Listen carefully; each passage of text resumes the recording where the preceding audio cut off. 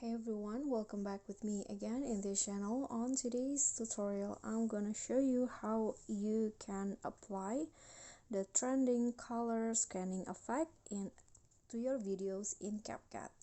So here I've already imported a video and I want to add the color scanning effect to this video.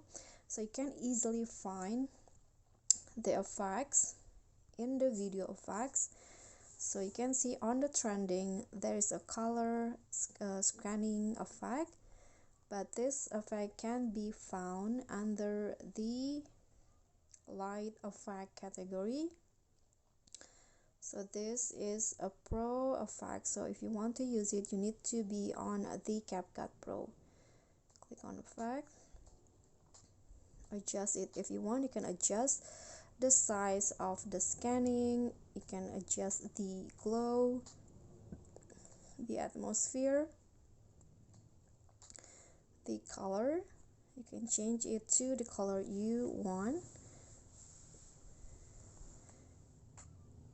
and also the blur. I'm going to lower the blur and the intensity. When you're done, just click on a check icon and adjust on how much you want the effect to apply to the clip, and this is the result.